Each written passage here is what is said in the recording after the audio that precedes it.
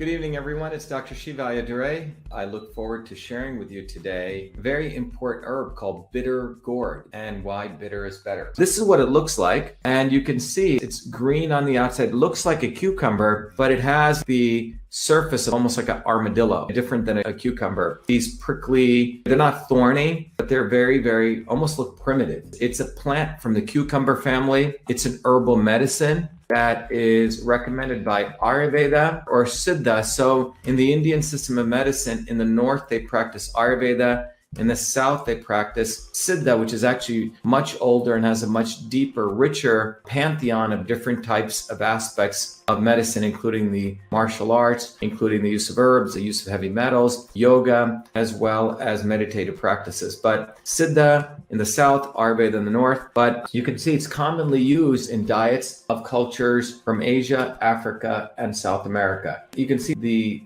scientific word Mamordica charantia, okay? Mamordica charantia, and its medicinal properties are attributed to the fruit and the seeds. So the immune system, as I've taught many of you before, in the simplified version of the immune system, you have the innate immune system, which is the first to come in touch with any type of pathogen. Everything that's involved in your mucosa, inside your gut, your lungs, the back of your throat, your eyes, your ears, your skin. It's the part of your immune system that faces the outside world. So when a pathogen hits that, the first thing that happens, and the virus comes in and the macrophages start trying to munch up, eat up the virus, right? As a macrophage moves through, it delivers the munched up virus particles into the CD4 T cells, which is really part of your adaptive immune system, right? It's a secondary immune system, and it stimulates the CD4 T cells to create the CD8 T cells, which go and try to eat up the infected cell. But it also creates the B cells, which create these little Y-looking things, which are the antibodies. But the fundamental idea here is a pathogen comes, it faces your frontal immune system, the innate immune system, and then it goes to the adaptive immune system. And the theory here is to get antibodies. So the entire basis of this two-box model of the immune system is, hey, if you get these antibodies, you're in great shape. That's what they say. But the reality is the antibodies are only one part of your entire immune system. This is really the full picture of the immune system. It involves the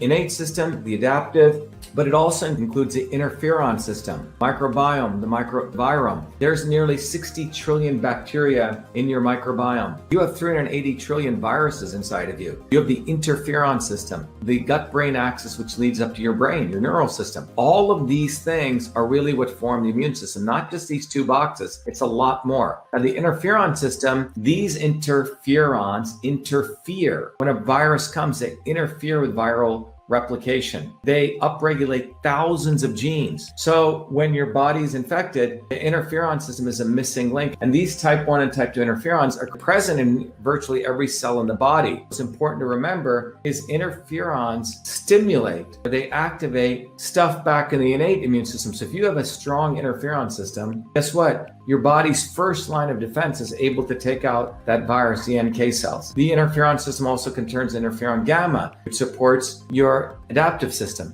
Very few doctors even know about the interferon system. When you look at something like bitter gourd, there's all these articles out there, quite a bit of research, 3,378 articles, 17 clinical trials over 60 years. Now, how do we actually go through this? So CytoSolve, as many of you know, is the engine that I created out of my PhD work at MIT. CytoSolve is a capability to be able to look at the body of work in a certain area, whether you're looking at a combination of ingredients or ingredients, on how it affects a particular disease or biomolecular function. So when you look at something like bitter gourd, we can take all those papers, we can curate them, that's what we do, and then from those papers, we can extract out the molecular mechanisms, which means chemical reactions of how that ingredient works relative to a particular system of interest. Today, we're going to look at the immune system. I wanted to let you know that we use the technology here. We've helped many companies over the last 16 years, a lot of smart, innovative companies, but we decided with all the mathematical models we've created, why don't we try to use this to compute the best product we could think of from the science out there for reducing pain and inflammation, pain and discomfort. And that resulted in us creating MV25 using CytoSolve. We're going to have more products that are going to be coming, but let me just show you what MV25 is about for those of you who haven't heard about it. But this is using CytoSolve in a beneficial way, not to just do research, but find combination therapies. Hi, I'm Barbara Ann. My hands would cramp up so that I couldn't hold cards or knit or crochet, and they would go like that. Not have to use this when I played cards with my grandkids. And I started taking that MV25. After a bit, I was able to hold cards in my hand, very, very little cramping, hardly at all anymore. MV25. Hi, my name is Sandy. I'm a Taekwondo instructor. I tore my ACL during Taekwondo. I had a lot of pain and limited mobility. I've been taking the MV25 for about 6 months now. After the first week, I noticed a big difference. After the second week, almost literally no pain. My name is Jeremy, and I suffer from a lower back problem. Hurt my back at work years ago, and I can go to the chiropractor, do all kinds of different things, and nothing seems to help. And I decided to try MV25. I didn't notice a difference immediately, but within a few days, the pain went away, and it stayed away. I've continued to take it, and even when I do things that I shouldn't do, it seems to go away a lot quicker than it ever did before. It's clean food certified. It's made in the US. If you go to BAShiva.com, right on the shop, you'll click there, or you can go right to mv25.life, either way. And then from there, you can click on the bottle and you can order. If you buy 6 bottles, you get 6 bottles for free. Please take advantage of it, because first of all, it's going to help you. It's going to help our movement, and it really supports the fact that we want to take science-based approaches to natural products. Going back to bitter gourd, now that you understand cytosol and MV25, is that bitter gourd contains fatty acids. It contains minerals, vitamins, essential oils, and therapeutic proteins. You can notice very, very different chemical structures here. So what are the biological effects? This is what's written in the literature as cytosol has found. It's antiviral, antibacterial, antifungal, anti-cancer, anti-inflammatory, anti-diabetic, and antioxidant. The health benefits affect multiple aspects. You see it's good for liver health, diabetes, infection, rheumatoid arthritis, neurodegenerative diseases, eczema, kidney stone, obesity. We're looking at bitter gourd as antiviral, antibacterial, antifungal, right? So let's look at that. So the antiviral activity of bitter gourd, okay? So first of all, these 2 chemicals, which I went over before, alpha and beta,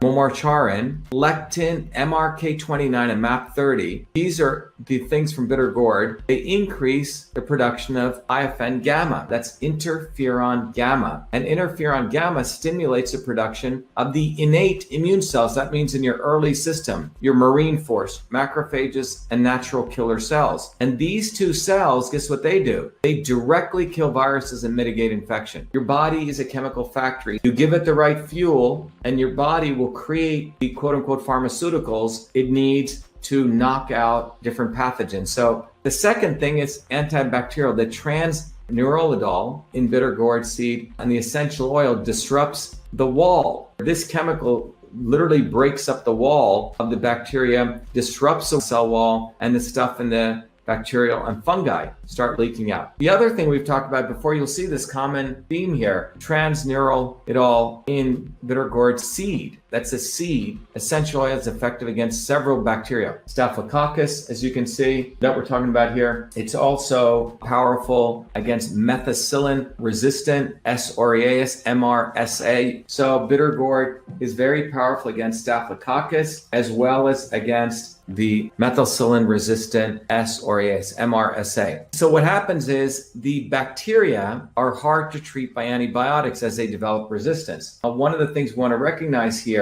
that we're seeing is that the transneurolidol disrupts a biofilm and makes the bacteria more susceptible to the hostile environment. So what happens here, as I've shared in other cases, is that bacteria like to hide and then they come out. They hide and they come out. They hide under like a mound called a biofilm, biofilm. People have certain types of infections or Lyme disease. The Lyme comes and goes.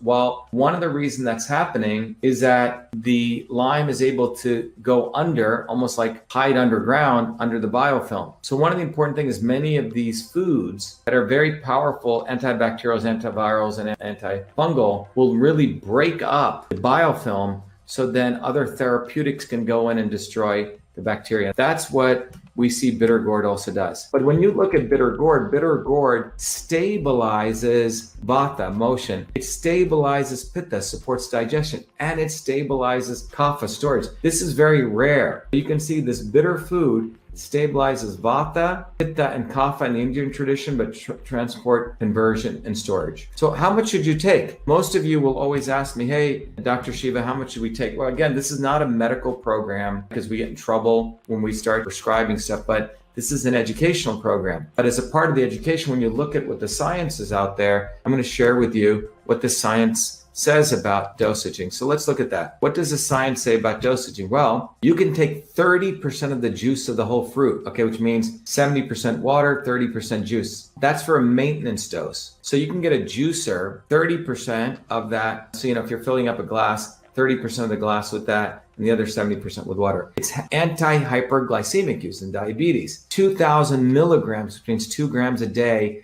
of the bitter gourd extract. That comes from Jaffe 2013. For anti-obesity use, Bono et al., 2 milliliters per kilogram of aqueous extract of bitter gourd. That's 2011.